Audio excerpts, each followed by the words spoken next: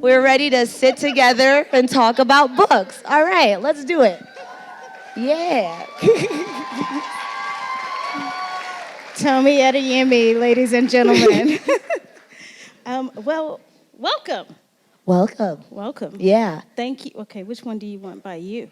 Do you want, I don't know. It's do you weird want having the first two. baby or the second one? I don't know. I think the second baby. Okay, I'll give you the second. Yeah. It's her birthday. So we can celebrate What is she, her. 4 days old now? Yeah. All right, let's do this. Let's do it. So while I pull this back up, thank you for letting me be in conversation Thank you with for coming. because it's definitely an honor. So I am going to kick things off really quickly with a challenge. Okay. Challenge. All right, so there are probably some in the building tonight, but my Project Lit community friends sometimes do a fun thing with their students, and they have them to create 6-word summaries. So your challenge today is to give us a 6-word summary of Children of Virtue and Vengeance. What you got for us? All out war and passion plus whales. I think that's thematic. Only you. Only Yeah. you. Well, then take all out war and passion and whales and put it into a 30-second elevator pitch. Okay. It's funny because it's still. Sorry, that's another friend. Sorry about that. Hi, Elizabeth. Hi, Peter. Congrats, they're getting married soon, guys. Okay. See, I'm just too excited. I'm too excited. Yeah, FYI, she has like best friends in the building. Yeah, there's so tonight many. that There's so she many hasn't people I seen in a love, and I while, like so. look up, and then I get distracted. I'm like, you're on stage. Be conscious of that. So it's funny because I'm still not. I got so used to. A lot of people will like once you do something. I've kind of heard all the questions there are to hear about this one. And so I was so used to answering questions about this one. And then I got ready to answer questions again. And then I was like, oh, there's a new one. What is it even about? And the weirdest question is people being like, what inspired book 2? And I was like, book 1. You know? I was like, wait. So I'm always like, people are like, there are no stupid questions. But I was like, so with this one, it was inspired by book 1. And it takes off about like 3 weeks after the events of book 1. So almost like back to back, but with enough time for some of the dust to settle from this ending. Barely. And so, yeah, I know. I'm a Slytherin. With this, so we kind of enter the story with Zaylee and Amari, and they're dealing with both the emotional fallout and the psychological sort of effects of everything they've been through. But then also the political realities of Orisha, because they had this one goal. They thought it was going to be a certain way. They kind of gave everything to get there. And then, like life, it was better in ways they hadn't imagined, and it was worse in ways they hadn't imagined. So it just kind of takes off from there. And they're still kind of fighting for the same goal. But there's so many different characters. There's all this different magic. There's different political intrigue. So it really, I held nothing back. Almost to the point of when I read the book, I don't really get to read these books, which I know sounds weird to say, but I'm just constantly revising and revising and revising. And so when I did get to kind of go from front to back, I was like, whoa, I put them through a lot.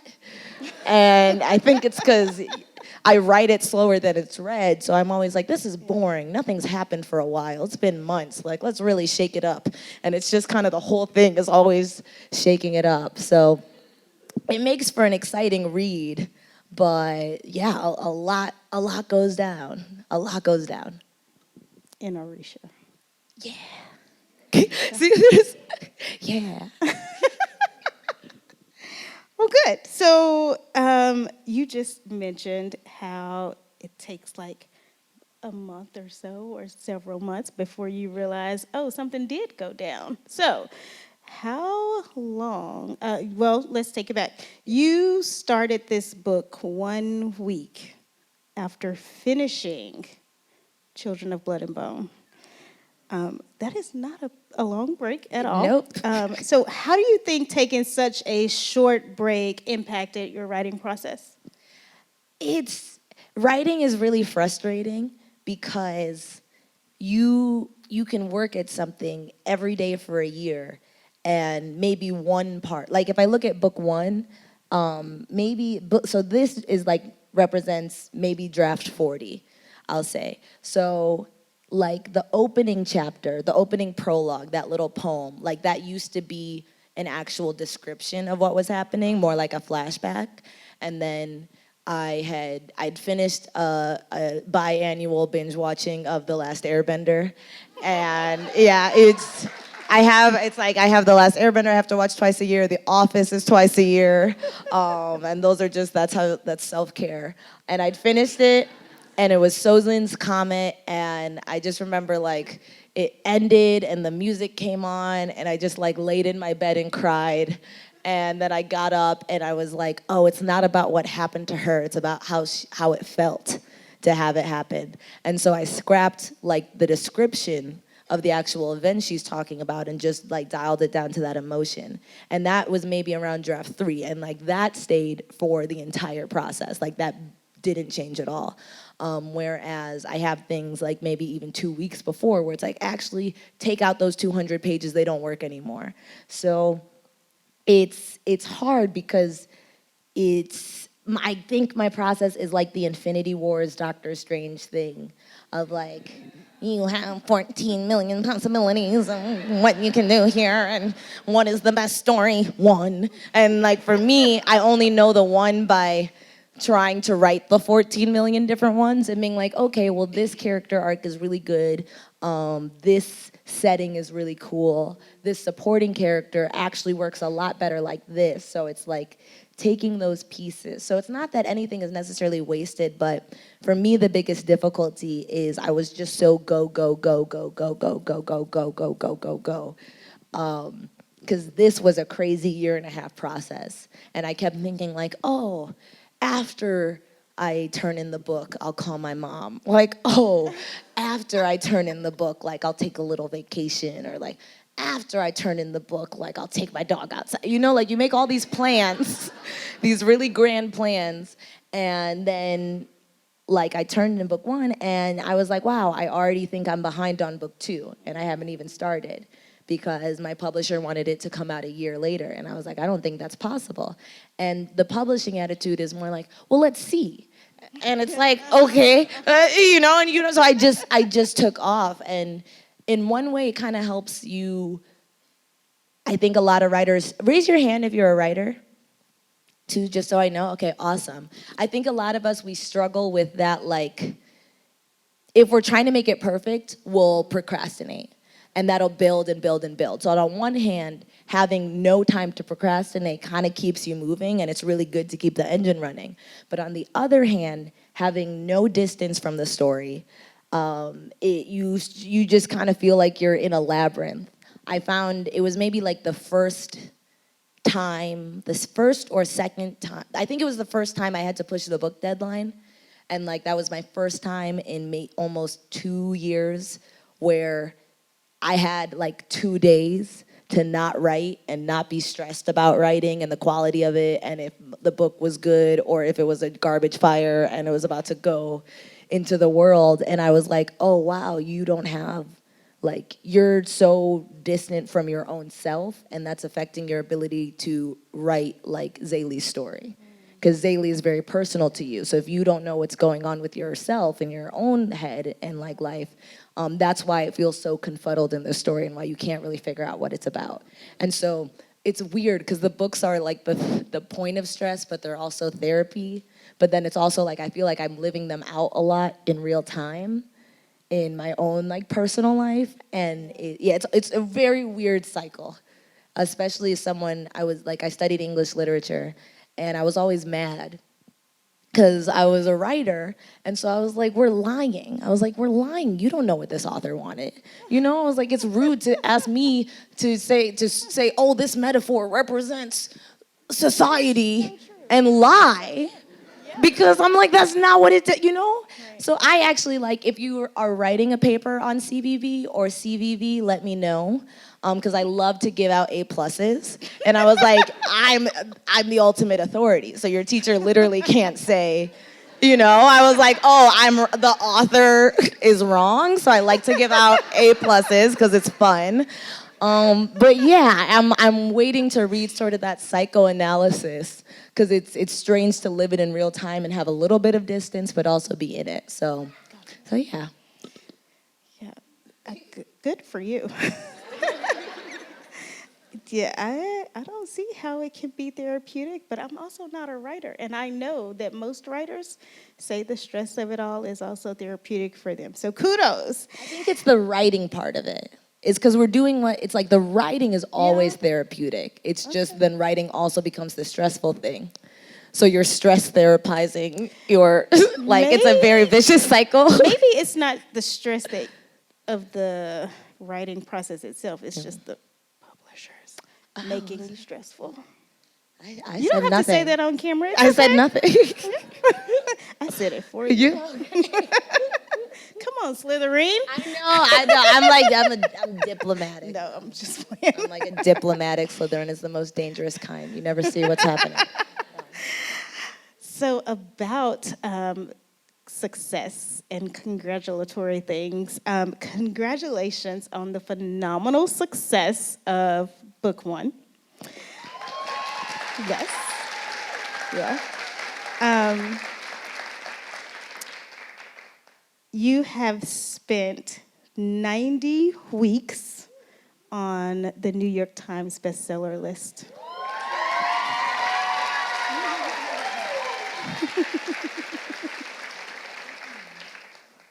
We didn't talk about this backstage, but so I won't ask you. Mom, has Dad stopped showing her? No? Okay. All right, well. I really did. I legitimately tried to stop him from checking after week 4. Because I was like, you stopped, don't. So. No, he hasn't, because he was like, it's never coming up. And I was like, Dad, I love how much you believe in me, but that's it. You know, that's just not how the world works. It's not how lists work. It's not. And he's like, you'll see. It's and okay. Everybody, yeah. It's okay. Next week he'll see 2 on there, and we'll all celebrate.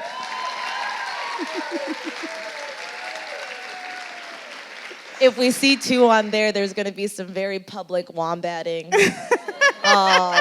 Just full, like not in the living room. Like literally, I'm gonna go to a park and I'm just gonna do as much as I can before. When you do, I would love to say you've got to put on the costume, but I also know the day we live in, so I won't tell you this. No, I'm going to, because that's how you celebrate. Yeah. That's how you see. Or you could be like, thank you so much.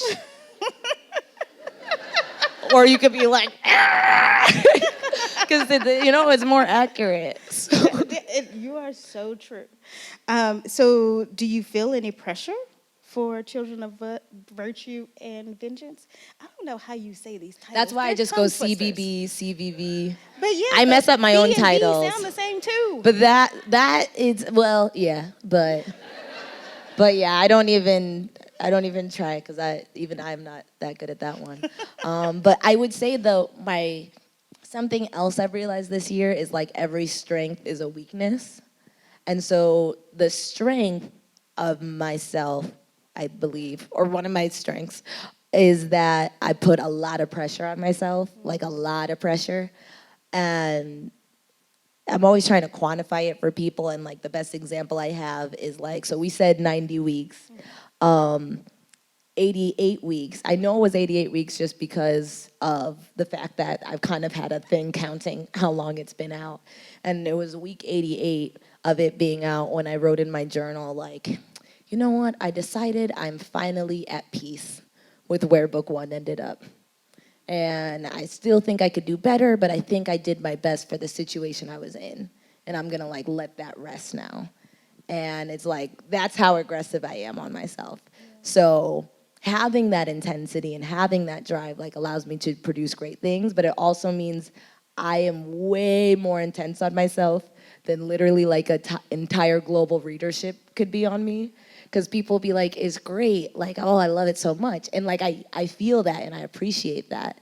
But I'm the type of person where if I like get to page 4 and I'm like, that sentence is jank, this entire story now is jank, it should be burned and rebuilt from the ashes stronger. And you know, like, that's the level of aggression I have with myself. And I honestly felt really good watching Homecoming, because it was really cool to be like, oh, okay, so she's never satisfied either.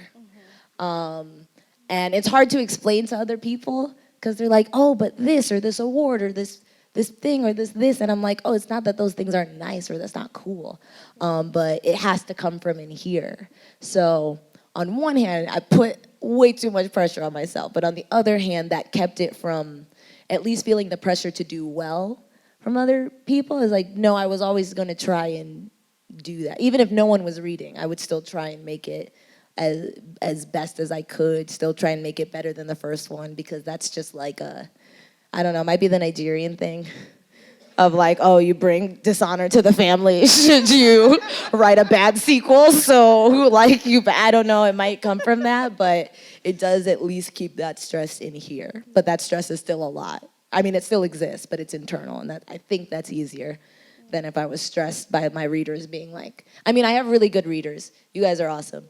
But if my readers were like, you know what, it better be awesome, and if it sucks, I'm gonna be so mad at you. I'm sure if I heard that a lot, that would probably stress me out. Like, but then I probably just wouldn't go on places where you could tell me those things, so I don't know. Or you could just tell them to go write a book. Yeah, I don't know. I don't know. I wouldn't do that. I'm always just like, okay, you can, I don't need to hear you yell at me. Readers can be harsh, man. No, not you. I have really good readers, though. Readers, right. Like, I'm still amazed by it. Especially doing book 2 events is much different than book 1. Because book 1, it was sort of like excitement about the potential of the story and maybe the potential of someone like me writing a story. Whereas this one, it feels like an actual reunion. I think I wrote in my diary, I was like, I feel like Santa Claus. Like I get to give a story and it's Christmas time and that's fun. So it feels a lot cooler. It's just a lot more fun. Like there's actual, because I even though I put the pressure comes from inside, I still like think about you guys and I'm like, ooh, I hope this makes this person laugh. Or ooh, I hope when this reader sees her name in this book that she like gasps and screams and wonders if it's her and then realizes it is her. And like, or just even for me, the way I like books is to kind of crawl into them because life can be really difficult. So it's nice to kind of have a safe world that you're like, okay, I don't have to drive this car. I'm just gonna let you, I'm conscious of those things, but not in a way that's stressful, more in a way of like, oh, okay, I really want to provide this or this. It's not always nice though. Sometimes it's like, oh, I'm gonna make them cry. Oh, they're gonna cry. Yeah. And it's like, but I also make myself cry. So that's the one solace I never make you cry without having cried several times writing it, because that would just be mean. So we're both in pain, but it's still cool to be like,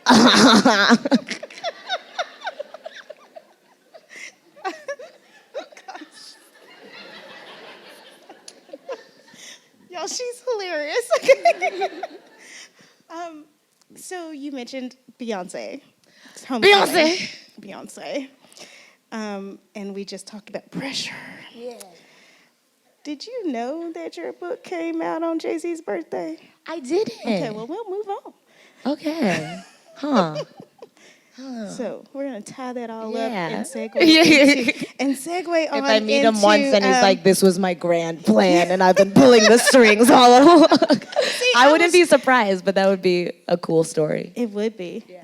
Which leads me to your humility and your joy. I absolutely love watching you on Instagram because you are super excited and emotional, and most days you have no shame in being your authentic self. And I love that. And I know other readers love that too.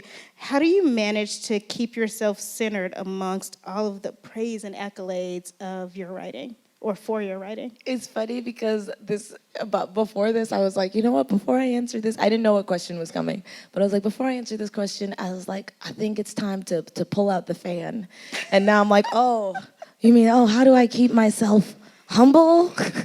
You ask, of like, and it's literally just because I'm sweaty, but I realized this was the perfect time to be like, oh, so level-headed. It's funny, I was in DC last night. And yeah, I was in DC and my cousin and like a cousin I've grown up with, and so we've known each other since it was like this high, since we were in my mom's basement, and I was like making up stories and being like, okay, that's the lava, and like this is where we have to get to the thing, and then and forcing her to play games she didn't want to play. We were literally just in Thanksgiving together.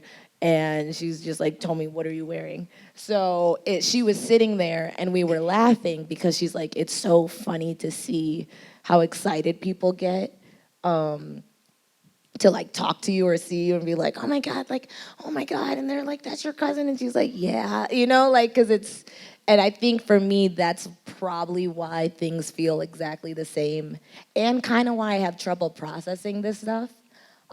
Is because you see how excited I got seeing my friends. I'm really close with my friends. I'm really close with my family. And these are people who've known me since I had bangs. Which again, you're like, oh, are they really your friends if they let you get bangs? And I've also asked them about that, and we're working on it. But it's kind of like, that's still my life to me. I just feel like, oh, cool, I get to like talk to and like meet really nice people because book people are nice people. So I think that's the other thing. There's a separate, like sometimes I'm like, oh, maybe you're like a little bit of a bigger deal than you realize, but it also doesn't matter because I still just want to eat Thai food. And like, this is gonna sound graphic, but everybody poops.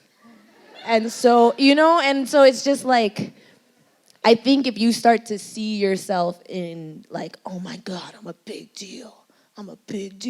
I feel like that's how you get in like that Yeezus mindset, And not to throw shade, but like I listen to a lot of old Kanye.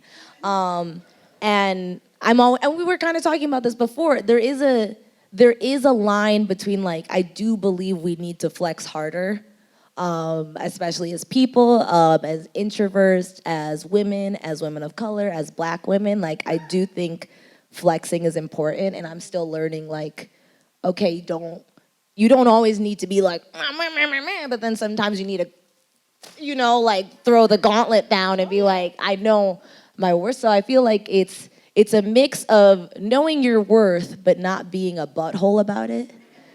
I think that's it, because it's like, you have to know that, but yeah. And having family, or like if you're close with your family, I don't know if my little sister's here. I don't think she's here, but like I could win a Pulitzer Prize and she would still, like she would still look at me with a deadpan face. And not because she's not proud, but because it's just like, okay, well, what are we gonna eat right now? Or what movie are we watching right now? So I think having that around me and like still be my core is the reason I still feel kind of the same person, just doing something different in the nighttime. I get that made me sound like a stripper, but but yeah, I don't know. Good answer. Yeah.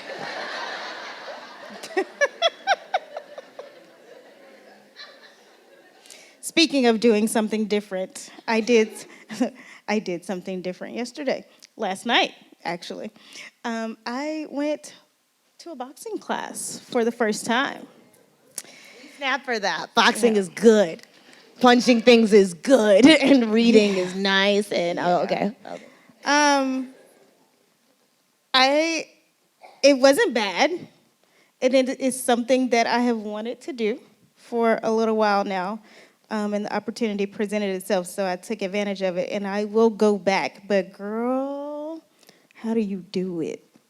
No, it's honestly, I always tell people, I was eating a lot of animal crackers at the time where I attended my first boxing class.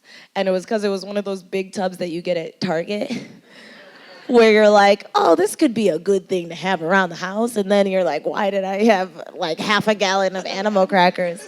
And it wasn't really a problem until I tried boxing for the first time. And so I always tell people, I was like, if you have your wits about you, if you are really not vomiting all these animal crackers, you're doing better than I am, and it's going to get better. Yeah, for me, boxing became kind of my gateway drug to fitness, because I'd always been like, I really didn't like people who liked fitness. I just thought it was rude and kind of disrespectful. To be like, oh, I really love this thing that's healthy for me. And it's like, well, I don't. And I don't need you like reminding me of my lifestyle choices. So I didn't want to become a person who was so into fitness. But part of I think without fully saying it, like the 3 years of creating this and this were incredibly stressful. And with book one, because I kept thinking, oh, after book one, you'll do this. Oh, after book one, you'll eat right. After book one, you'll work out. And then I saw after book one was a week. It was sort of this harsh reminder or harsh life lesson of like, oh, we don't get to, I love compartmentalizing, but you actually don't get to compartmentalize life. And you don't get to like, if you put off health and self-care long enough, like you do things that you can't come back from. And so with book two, even though it was a more stressful situation, but I'd also learned like, okay, you have to work out, you have to eat right, you have to call your friends and your family, like you can't tap out for another 18 months because if you do, you won't be around to write book three. So boxing became that thing, and that's what I tell people too with fitness, because I know fitness, especially like I said, I have always resented those that run and like smile after they run, like, oh my God, I just did 10 miles and the endorphins, and like I'm just like, I'm happy for you, but again, it's aggressive to like stop imposing your healthy choices on top of me when I'm watching Netflix and stuffing Fritos in my mouth. So for me, Or animal crackers. I know more animal crackers. I don't buy those tubs anymore because of my experiences. But I always say like find something that you actually like. And I really liked punching things because I'm a very well-adjusted person. And that just led to everything else. So, but I just say like the first classes are hard. It took me like 6 classes before it was just like a cardio workout and not like I'm in so much pain and I can't eat what I've been eating. So I say if you can get past 6 classes with good soundtracks, soundtrack will take you everywhere. It'll keep you going. They were legit. Oh yeah. I hope it's not 6 classes, 6 days in a row, though. No, okay, this was good. over like a 3-week period of like, okay. I got it. Is it gonna hurt a little less this time? No, maybe next time. We'll see how long I can put myself in pain. Yeah, I can do this. Yeah, you can do it. Oh, yeah. All right. Last question for you, and then we have a treat for everybody else. Okay. Time's going by fast. Okay, let's go. Yeah, let's do this. Let's do it. After being on tour, what is your guilty pleasure when you get back home? Temptation Island, season 2, finale episode. It literally, I got an email from Amazon Prime today, and it's like, it's out, and I'm like, oh, I'm gonna save it for 4 days. I consume a lot of reality television, a lot of dating shows. It's awful and it's elevated because there's this phrase like only a fool learns from their own mistakes, and it's like watching people put themselves in these situations. I also do believe a part of it is like Hunger Games-y, in like that it's ethically wrong, but also very entertaining. And so that's a side note paper. Like I acknowledge my own problematic nature in this, but there's something, I think it's because it's like part of being a writer is studying humans and studying how we tick. And reality shows is literally just seeing people wound up and ticking all over the place with confessionals and like the occasional drunken dance party. And so it's like, they're very interesting psychological studies because you're always like, why are they doing that? Well, what has she said there? Well, this. Okay, well, maybe this thing in her childhood, and maybe she sees this in him, and that's why she's seeing this in herself, and maybe she could just get here, but she's never gonna get here because this is not the right environment for actual self-development. But maybe, like that's my mind as I'm watching someone like make out with someone they shouldn't make out with. I'm like, oh, let's peel back the psychological layers and understand her character flaws and weakness and need. She will never achieve that need, but maybe, So that's what's gonna happen. Lots of Thai food, lots of introverting, and then lots of, well, I only have one episode left of season 2 of Temptation Island, but then The Bachelor comes back and it's the vicious cycle continues. Of all the dating reality shows. I've watched everyone. Okay. Yeah. And am I proud of that? I don't know. Yes. I don't know. But yeah. It's okay. All right, so I promised you a surprise. What's the surprise? Tomi is going to take questions. Okay. I was like, are there cookies here? I was like, is Oprah here? It's almost as exciting, okay? Did you say is Oprah here? Well, you never know. Hey, listen. You always kind of got to be on alert. You're already 2 book clubs down. I'm waiting. You're waiting Oprah. for the third Oprah. book club pick. Yeah. I like that. I want to see you on Apple TV Plus. Okay. Okay. All right. all of y'all out there, tell Oprah. Okay. If you could put any of your characters in a reality TV show, what my show would you put God. them in? Oh my God. Oh my God. Oh my God. Okay. Oh my God. I don't even know if I could answer this. That's such an exciting premise. Oh my God. I would put the entire cast of book 2 in Bachelor in Paradise. If anyone writes that fan fiction, I will. I was like, okay, I can read fan fiction after book 3, but if anyone does that with me as Chris Harrison, that I would love nothing more. Honestly, that sounds like a better story than what I wrote. So I'm like, that would be really incredible. Thank you. Wow, I'm inspired right now. Was it harder to write book 2 than book 1? I say that like from a purely craft or writing perspective, like purely from a writer brain. Book 2 was easier because I was playing in a system that was already set up. So book 1, I had to build the entire system and make it cohesive. With book 2, I had characters. I had a conflict that I'd already started in ways. I had a magic system. Like there was enough things I still had to figure out, but in terms of purely having like the pieces of a story puzzle to play with, having those start out did let me kind of hit the ground running faster. But on a non-writer side, like life got a lot harder. And it was really difficult, especially with the stress of being like, oh, am I gonna make? And it's funny, obviously the deadline moved twice, we're all here, So obviously in the grand scheme of things, or the publishing date moved twice. In the grand scheme of things, it didn't change anything, and it wouldn't have changed anything, but being stressed like down to the wire for every deadline and like being like writing, but then doubting the writing, but then not having the ability to, not feeling like I had time to step back and get the space required to analyze the writing, doing so many of these events. Like book 2 was really hard because I felt like I had no time to write, but then I also had about like 4 months worth of events in terms of traveling.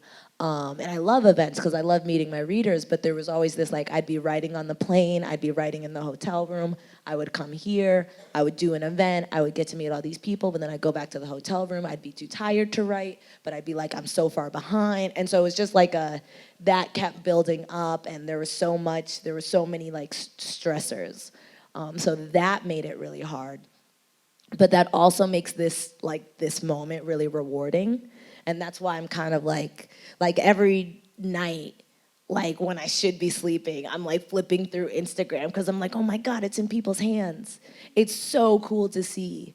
It is so cool to see you guys here, to talk to you during the signings, to see people opening the book and like squealing. I'm like, that's blows my mind because one, I was like, oh my God, this is never gonna happen.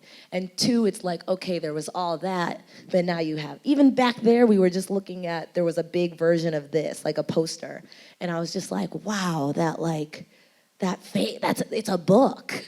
That's crazy. Like Goodreads sends me emails like, hey, a new book on your want to read shelf is there. And then it's my book. And I'm like, you don't even I've been using Goodreads since I was 17, you know? So it's very hard for a lot of this to feel real, especially because I write it like this. It's me and my writing software.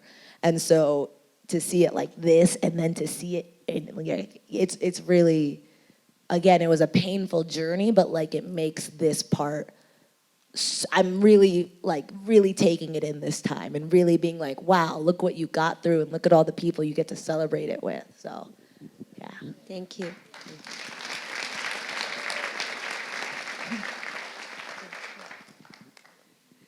So, I'm a teacher, and I'm starting it that way because I want to say thank you so much for giving my students positive people of color to relate to.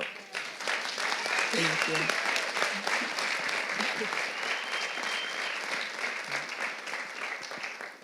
I was born in Africa, and so everything in here was just bringing me back, and I greatly appreciate it. But I did wonder, like when I was reading, because it was just so warm for my soul, I was wondering what it was like for you to write that, because as a teacher, most of the literature that I am teaching my students, or that I'm told to teach my students, isn't always empowering for people of color. So what was it like writing such a powerful piece for people of color?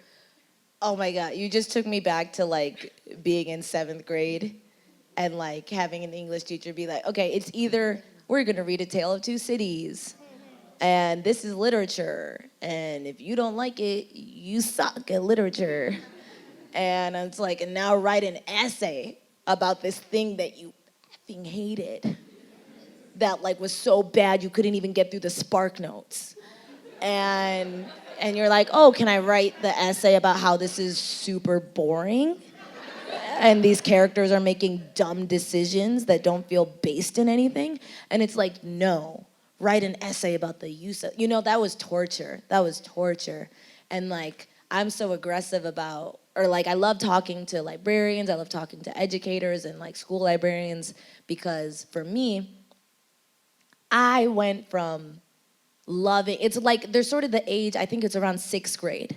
Because up till 6th grade, it's like reading is just about whatever is fun for you to read. And you're encouraged to read Harry Potter, you're encouraged to read the Magic Tree House like series. Like it's just about what gravitates your mind. And then around 7th grade, it was like, we were literally in 7th grade, and they're like, read Self-Reliance. Read, like this man writing about, it was crazy. And that's just the stuff that was boring, which I think is criminal. That's why I try not to make my books boring. And then I'm like, wow, everything is exploded every 4 pages, But I'm like, because I hate being bored, and I consider it a crime if your story bores me. But then there's let's read Tom Sawyer, and let's read aloud in the class. And don't worry, say the N-word. We're all white.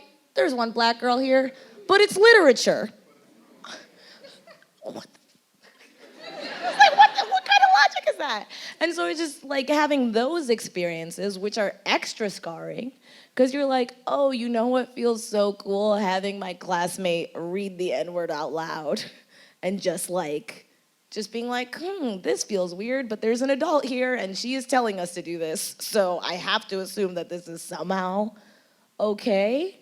So for me, all those experiences, about 6 years of those experiences made me think that I hated reading and writing.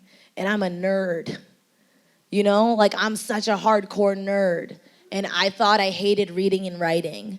Like that's how messed up I think the majority of our curriculums are. So for me, I always get really excited when I hear it's a summer reading book or it's being read in class, because I'm like, there's so much out now. It'd be one thing if we went through like an apocalypse and we had like 10 texts and we had to make do with what we had. But I'm like, there are literally hundreds of thousands of books that come out every year. So if you force children to read things that, one, don't include them, two, are racially like offensive and insensitive, and three, are just boring, that sucks.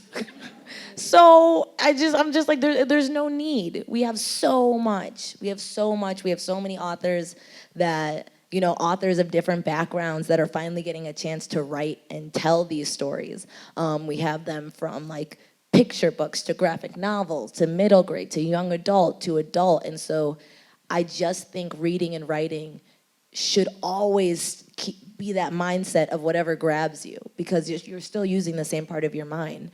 And if you are in a system where you have to have a strict curriculum, like, let someone write an essay about why they hated, like, A Tale of Two Cities. That's gonna be a passionate essay.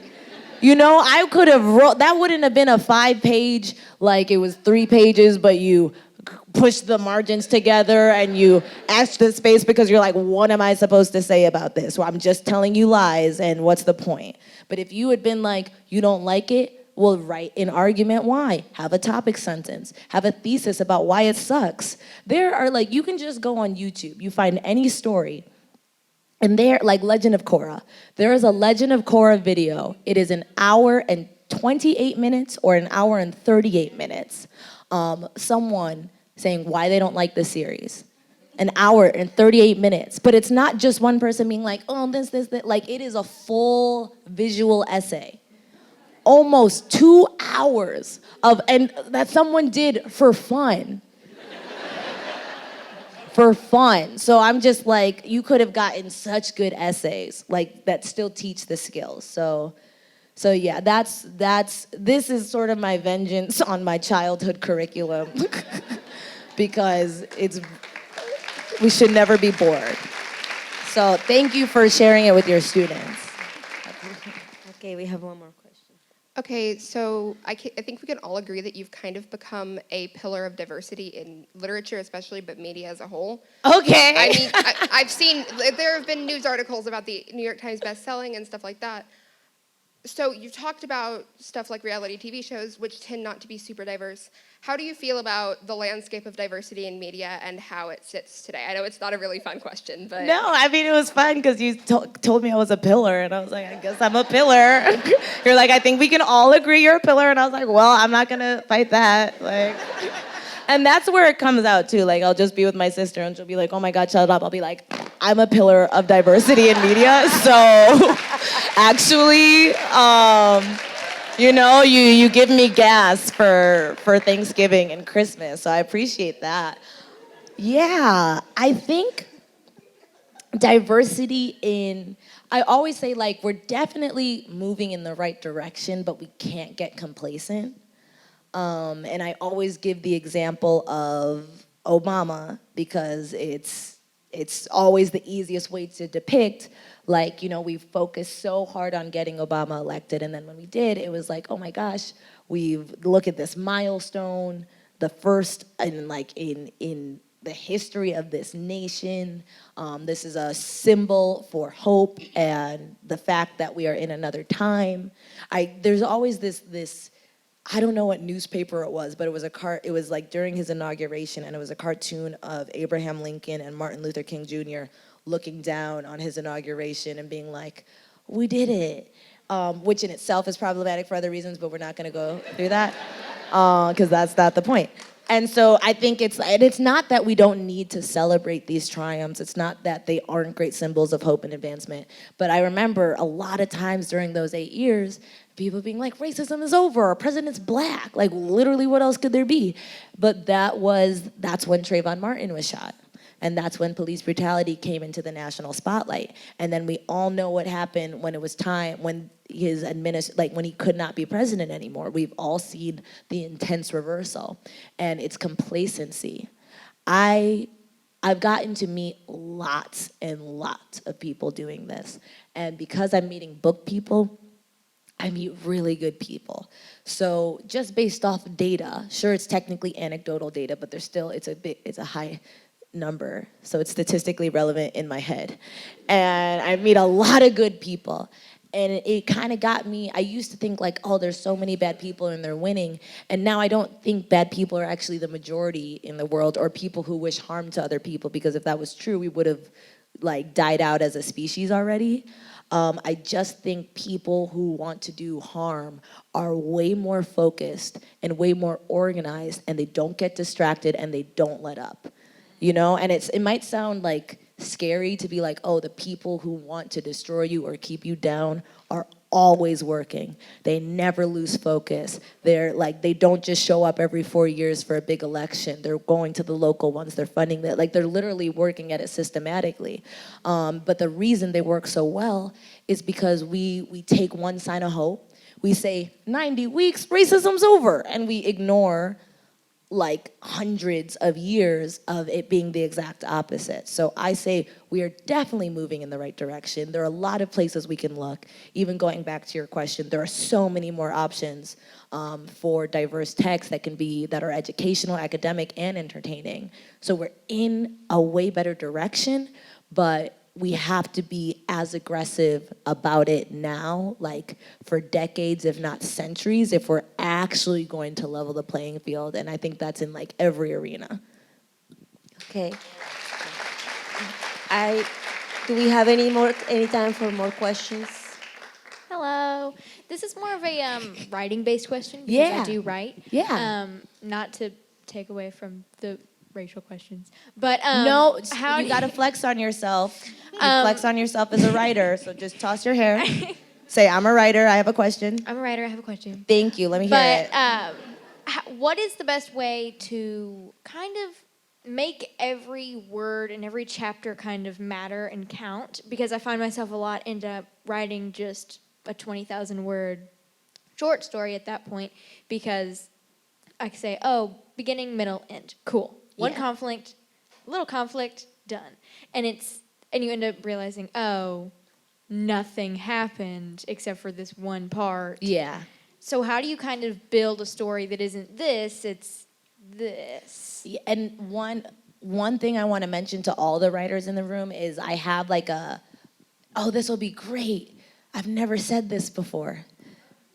No, I've said this before, but I've said it like dozens of times instead of saying it once very clearly. So if you are a writer, let me know while I'm signing, because I have an online writing class that I like to give out during my signings, and it's literally my entire process from how I go from an idea to even evaluating that idea to like having a whole outline for a story. So that's just some nice Ravenclaw like material that you can leave with. So yeah, so just let me know, and then you'll know exactly what it is when I hand you it. I'm just like, oh my God, so much more efficient. So great, you're already killing it. And that's a really good question. I think it's one part like objective and one part subjective. So objectively, this is draft 40, this is draft 15, and it's because you're never gonna get it right. So what you're doing, you're doing amazing. Like, it's just that's your draft one. Because that is what happens. You write all this stuff and you're like, literally only this part works. So now I'm gonna do draft 2, and everything but this part is gonna change. But ideally, now you have this much that works. And now you go draft 3 and it's this much that works. And now, that's why there are so many drafts. So you're not actually doing it wrong. It's just that I didn't learn until I tried to do this professionally that, oh, that's why my first drafts are always so bad, because they are literally supposed to suck. You know, I always say give yourself 5 drafts, if not 10 drafts to suck. Because one, that's gonna get you out of your head, that's just gonna keep you writing. Because writing is, and that's why I said the Doctor Strange thing, because writing is exploratory. You're never gonna get from here to here in a straight line on your first try. If you do, it's probably not that good, because even if you can write a nice cohesive story, your first ideas are never your best ideas. So that's why I said, oh, there's things in here that were like that since draft 3. There's chunks in here that changed like 4 days before I went to the printer. You don't even want to know the story about this one. Like, my God, like I was literally about, I don't know, it might have been 10 days before I had to turn it in. And I'm sitting on the phone with my assistant, and I was like, wait a minute. There was one section that had been in every draft. And I was like, does this make sense? And I started picking it apart and being like, here's what's happened, and here's what this person's thinking, here's what this person's thinking, and this is what's going on, and this is gonna, and I was just like, this section makes no sense, and it's been in this book for over a year. You know, so it's, you're not doing it wrong. It's just about, if you write enough drafts, then you'll have enough of those one good moments stacked in a line. And that's revision, and that's how you get to the, oh, now it's just a story of good moments because I kept going and adding the good together. So that's objectively. Subjectively, Marie Lu said this thing once. She was like, if I'm bored, then it's like, that's my line. And I thought that was really good. I'm a little bad with that one because I'm always bored. So I think that's why my stories are so crazy, but it's a really good line, because if you are bored as the writer, then there's no way your reader could be excited, you know? And so it's like, it's about finding a way, as you start getting enough good chunks of exciting together, and then you're trying to weave them together, it's about being like, because sometimes I do get to that. Sometimes I get to a scene or I get to a point of view, and I'm just like, what is this? I'm not actually excited to write this one, and I have to find a way to make myself excited. Either that's a character, or it's a new goal, or it's a twist, or I'm like, oh, this just isn't exciting.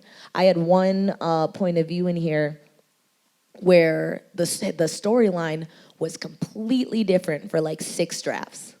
And because I kept trying this thing, I kept revising this thing, and I was like, you know what, this just doesn't work. I was like, this is what I thought this character's story was, but it's not working. It's not exciting to me. It's not working with this other point of view. Just got to take that out and try something brand new. And I tried something completely different, and I'm like, oh, this one works. You know, and that's draft 7. So again, it's mostly just the process of revision, but knowing that you're doing it right. And I always tell people too, especially when they're considering trying to get their book traditionally published, because we always have those questions like, is it good enough? And there's always a subjective answer and an objective answer. And I say subjectively, because books come together in revision, I say when you're writing a story and you read it and you're like, wow, I am as excited about this story. I think it has as much potential as my favorite story. I think that's when you're in a good place to, you know, try and get a literary agent and try and get published, because you, again, 40 drafts, you can always make it better, but it's about finding something where you're like, you know what, there are characters that I love as much as I love like Aang. You know, there's a magic system that's as glorious to me as when I'm seeing firebending. You know, this is as exciting to me as when I'm reading An Ember in the Ashes. So I think I have something that, if this is the first thing I put into the world, like, I will be proud of it because I love it as much as I love my favorite stories. So that's also maybe towards the later end of the spectrum. All right, cool, we're gonna sign.